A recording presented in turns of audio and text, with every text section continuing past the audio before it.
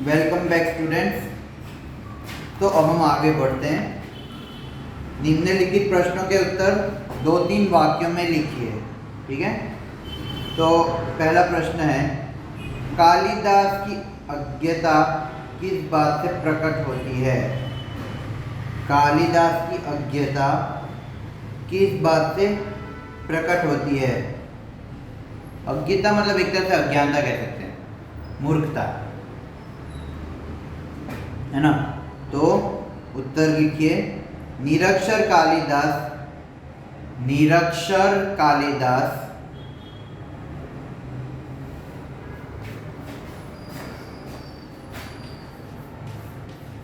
निरक्षर कालिदास पेड़ की जिस डाल पर बैठे थे, पेड़ की जिस डाल पर बैठे थे, कॉमा, उसी को काट रहे थे, उसी को काट रहे थे।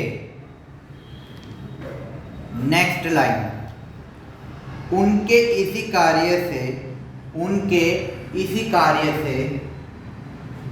उनकी अज्ञता प्रकट होती है। इसी कार्य से उनकी अज्ञता प्रकट होती है।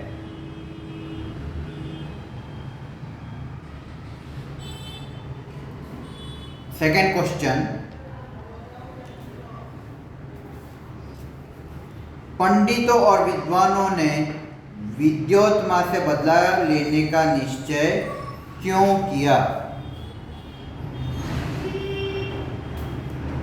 पंडितों और विद्वानों ने विद्योत्मा से बदला लेने का निश्चय क्यों किया? उसका उत्तर लिखिए, विद्योत्मा ने घोषणा की थी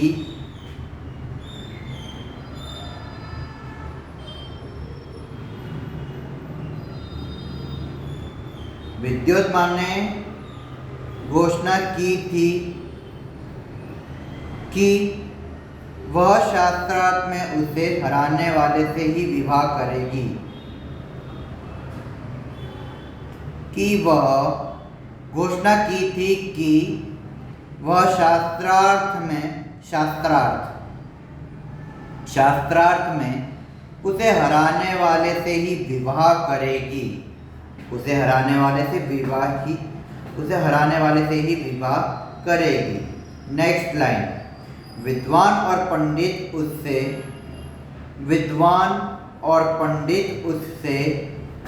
शास्त्रार्थ करने में ग्लानि का अनुभव कर रहे थे। शास्त्रार्थ करने में ग्लानि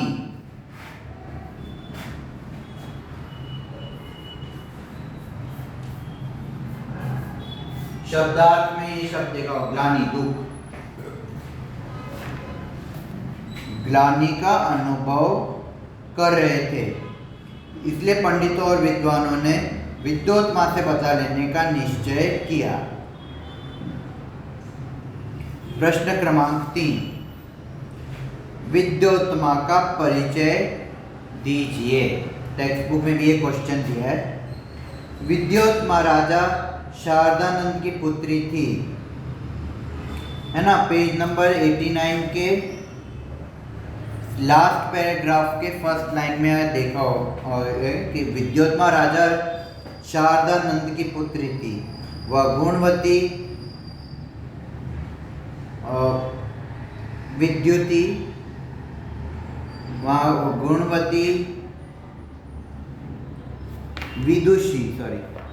विदुषी और बहुत सुंदर थी। नेक्स्ट लाइन, उसके रूप, गुण और ज्ञान की प्रशंसा दूर दूर तक फैली हुई थी। उनके रूप, गुण और ज्ञान की प्रशंसा दूर दूर तक फैली हुई थी। नेक्स्ट लाइन, उसे अपने रूप, गुण और ज्ञान का बहुत घमंड था। रूप, गुण और ज्ञान का घमंड था। चौथा प्रश्न, महाकवि कालिदास की कृतियों के नाम दीजिए।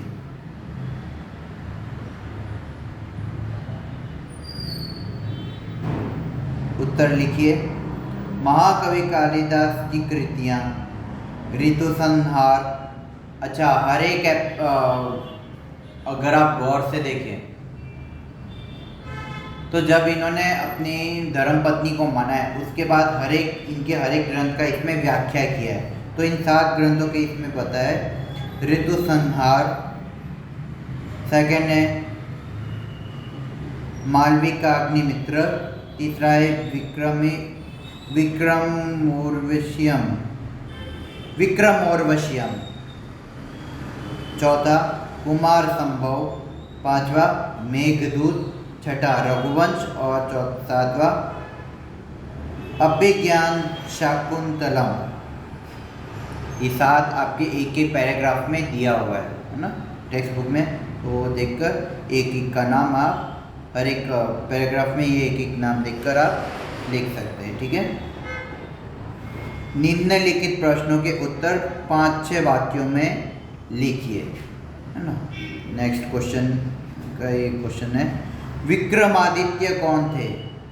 उनके शासन में समाज और साहित्य की कैसी उन्नति हुई? इसका उत्तर लिखिए।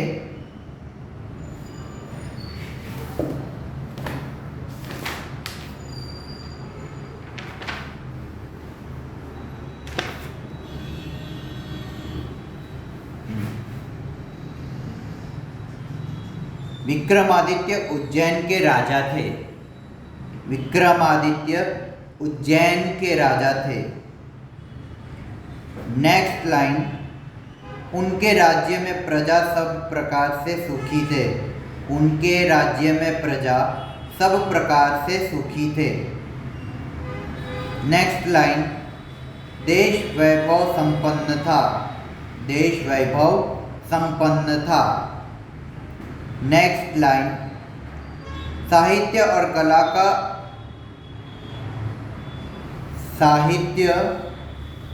कला का अभूतपूर्व उत्कर्ष हुआ था।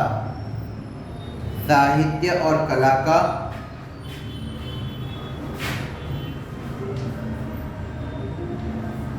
अभूतपूर्व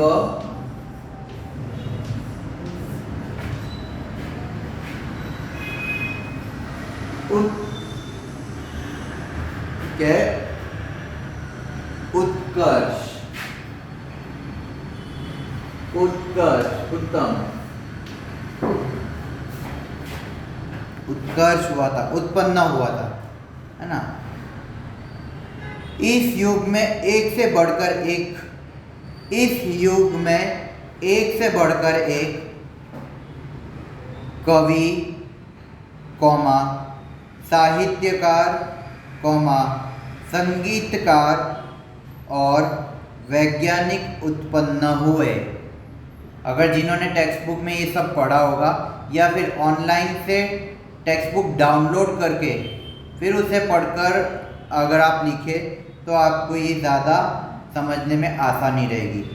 तो इस युग में एक से बढ़कर एक कवि, साहित्यकार, संगीतकार और वैज्ञानिक उत्पन्न हुए। नेक्स्ट लाइन, संस्कृत भाषा की खूब उन्नति हुई। संस्कृत भाषा की खूब उन्नति हुई। नेक्स्ट लाइन, राजा विक्रमादित्य ने समय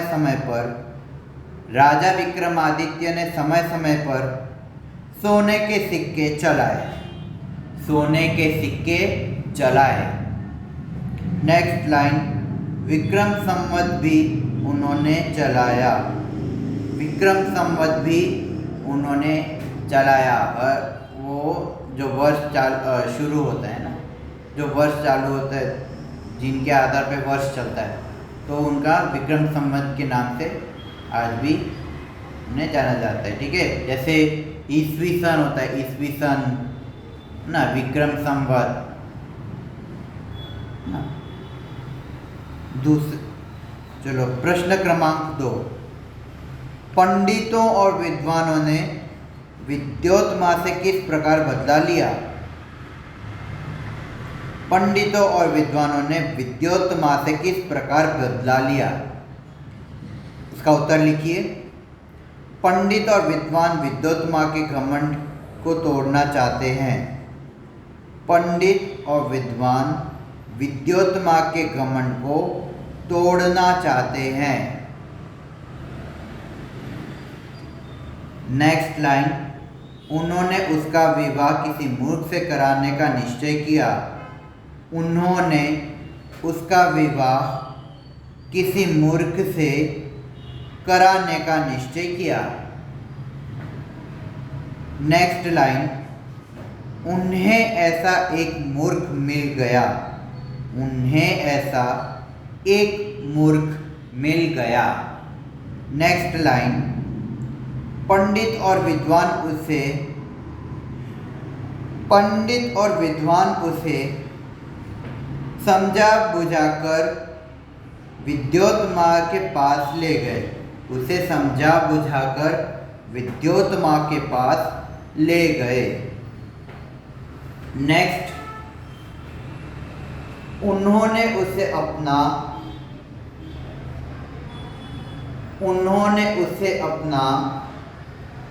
गुरु और बहुत बड़ा विद्वान बताया और कहा कि अपने मौन व्रत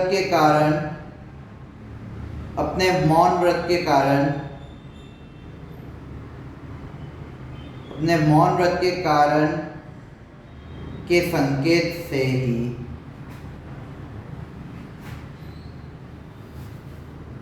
अपने मौन व्रत के कारण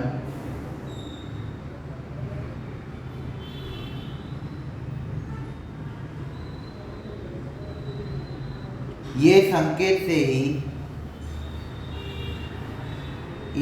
से ही शास्त्रार्थ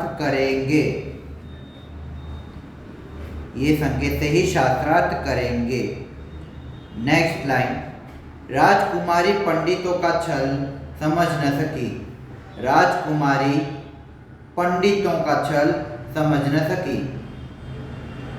शास्त्रार्थ के समय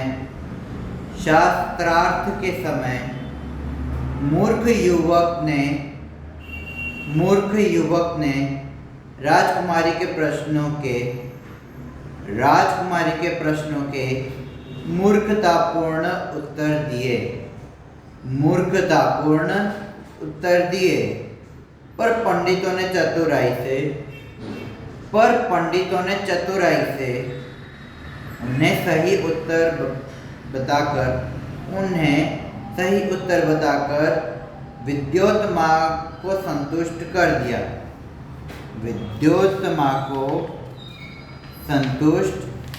दिया। नेक्स्ट लाइन, विद्योत्मा ने शास्त्रार्थ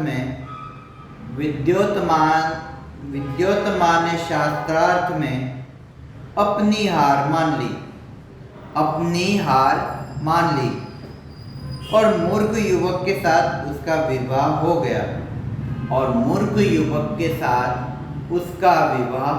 हो गया। नेक्स्ट लाइन, इस प्रकार पंडितों और विद्वानों ने विद्योत्मा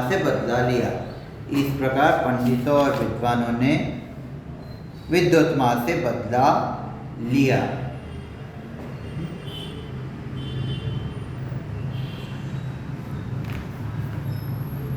अब विभागम यानी व्याकरण आधारित, ठीक है।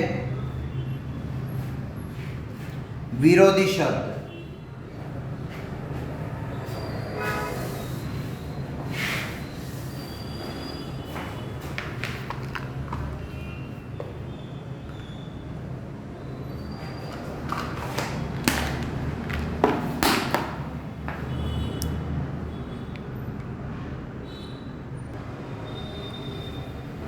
ओके स्टूडेंट्स, तो अभी हम विरोधी शब्द लिखते हैं।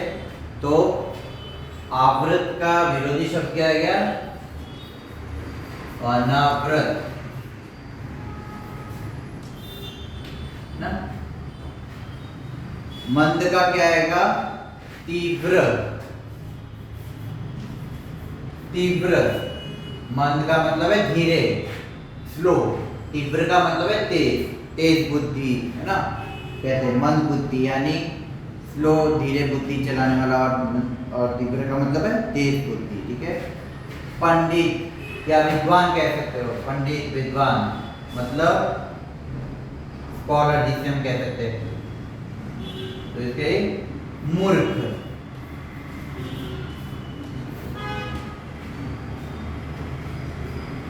मूर्ख इसका ऑपोजिट। निर्माण का होता है विनाश,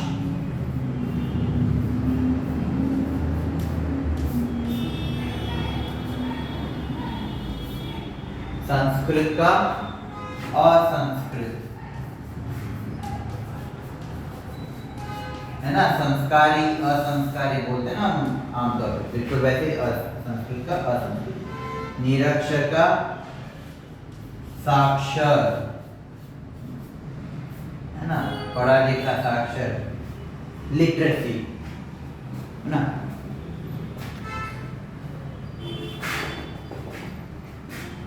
अब हम पर्यायवाची शब्द करेंगे।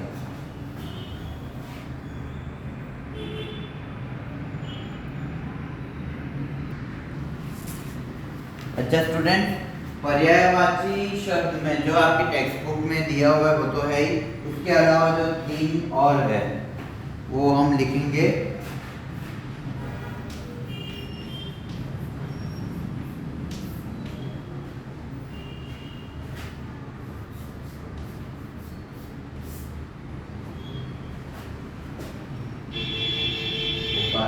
शीघ्र, शीघ्र, अति शीघ्र, अर्थात जल्दी से जल्दी।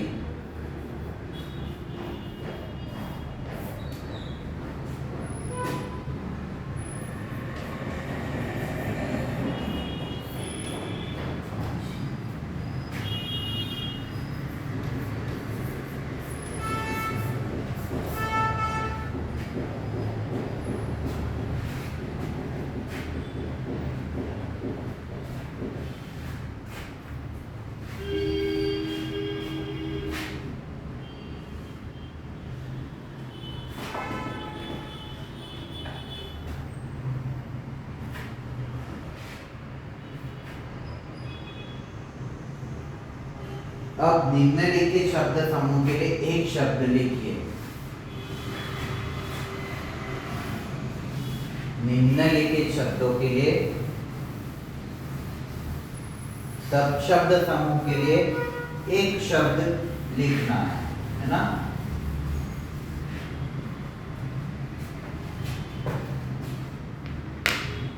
तो पहला है जिसमें सबका हित समाया हुआ हो, जिसमें सबका हित समाया हुआ हो, हित।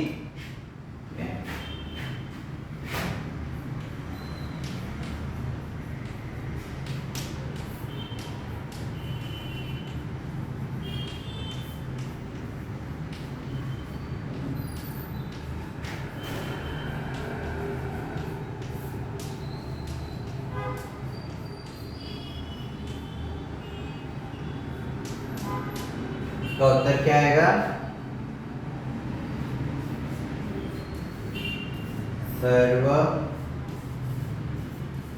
सर्वहितकारी,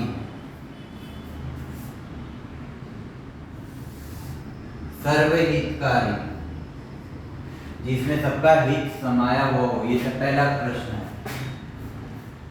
है, सर्वहितकारी। दूसरा प्रश्न, विद्वानों द्वारा की जाने वाली शास्त्रों की चर्चा। विद्वानों द्वारा की जाने वाले शास्त्रों की चर्चा, ये सेकंड क्वेश्चन है। विद्वानों द्वारा की जाने वाले शास्त्रों की चर्चा, उसका एक शब्द है शास्त्रार्थ। शास्त्रार्थ।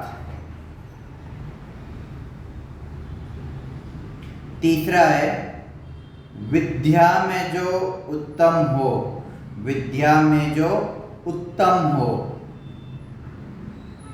कौन है वो?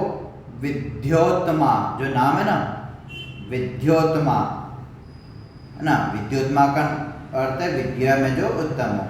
चौथा प्रश्न, बच्चों का पारिवारिक रक्षक, बच्चों का पारिवारिक रक्षक दिया ना अभिभावक, है ना, आपके शब्दार्थ में दिया हुआ है वही।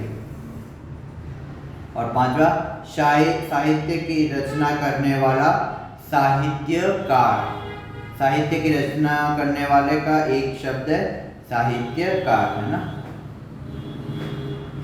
चौथा प्रश्न मतलब मूल प्रश्न, निम्नलिखित शब्दों के उपसर्ग पहचान कर लिखिए। उपसर्ग और प्रत्यय का पहले ही आपको गाइडेंस दे चुके हैं आपको, है ना।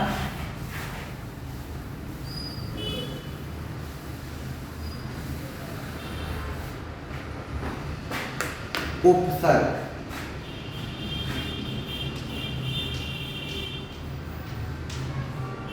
उसमें पहला प्रश्न है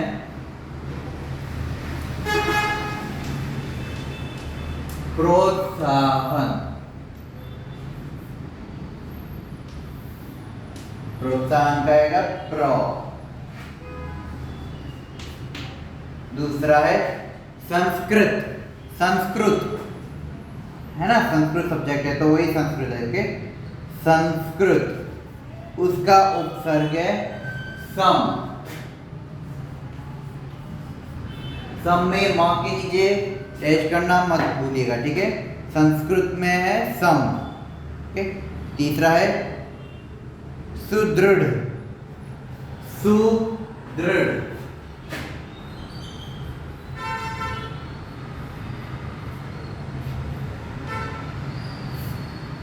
सुदृढ़ का क्या है सु। चौथा है व्याधि,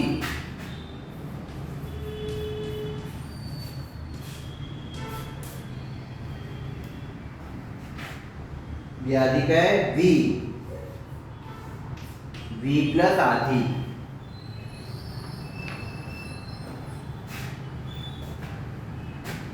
पहले हमने उपसर्ग किया, अब हम करेंगे प्रत्यय, मतलब सेकंड हाफ।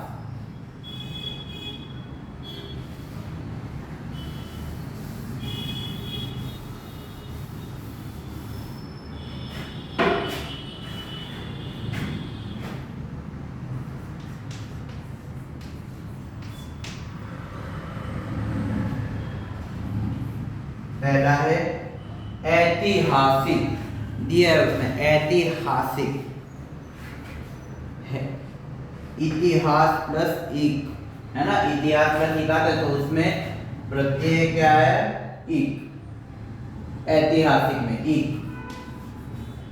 है ना, ऐतिहासिक कदम उठाया इसमें ऐतिहासिक दिया है ना वो शब्द।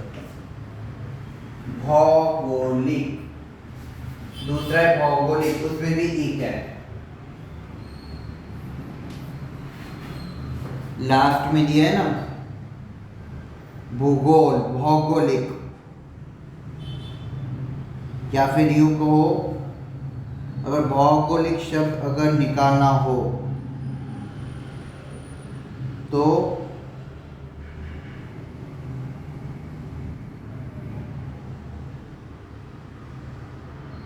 मेघदूत कालिदास का 5वां ग्रंथ है, उसमें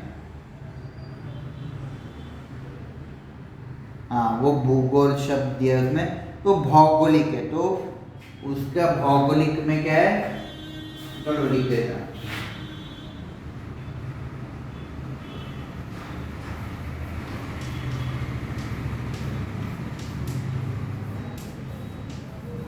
इसका भी ई का आएगा, सेम टू सेम, ओके। तीसरा है पंडिताइन, पंडिताइन,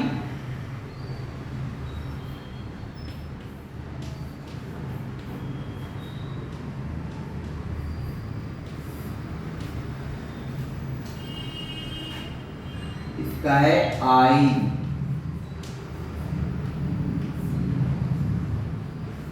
चौथा है मालविका, मालविका,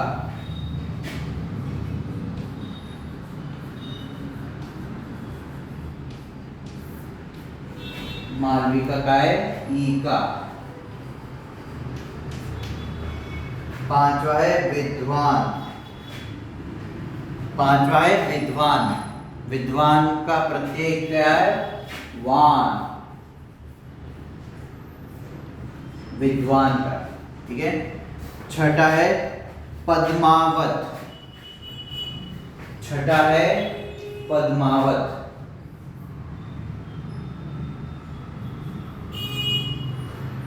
पद्मावत मूवी देखी है ना, पद्मावत, दीपिका पादुकोण वाली, Ghoomar, famous song.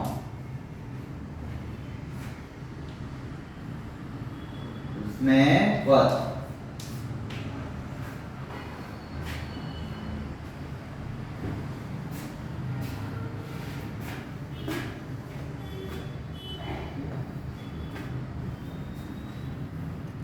Now next question, भाववाचक संज्ञा पहचान कर लिखिए। भाववाचक संज्ञा पहचान कर लिखिए। चल,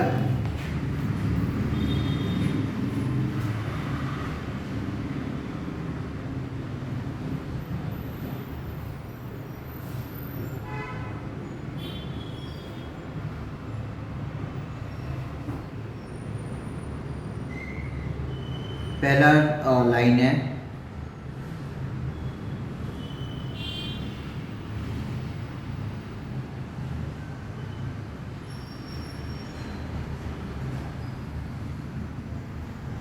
संस्कृत साहित्य में कालिदास की विद्वता के अनेक प्रशंसक हैं।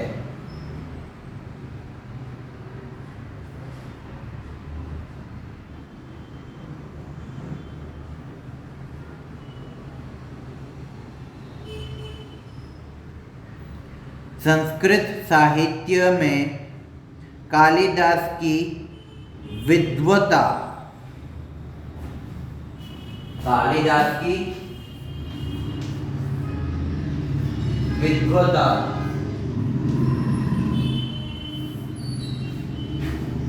के अनेक प्रशंसक हैं। इसका भाववाचक संज्ञा क्या होगा? विद्वता। बिल्कुल, उनकी विद्वता ना, उनके भाव के आधार पे ये विद्वता शब्द दिया है, ठीक है। दूसरा प्रश्न, समाज में नारी को बड़े सम्मान के साथ देखा जाता था। समाज में नारी को बड़े सम्मान के साथ देखा जाता था, है ना। बड़े सम्मान, सम्मान आता है भाववाचक संज्ञा, है ना। तीसरा है, कालिदास ने बाद में अनेक विषयों में प्रावीण्य प्राप्त कर लिया। कालिदास ने बाद में अनेक विषयों में प्रावीण्य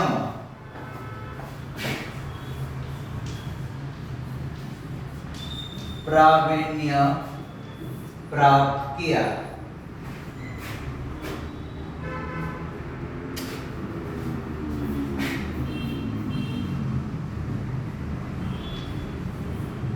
प्रावीण्य प्राप्त किए। क्या है इसका भाववाचक? प्रावीण्य।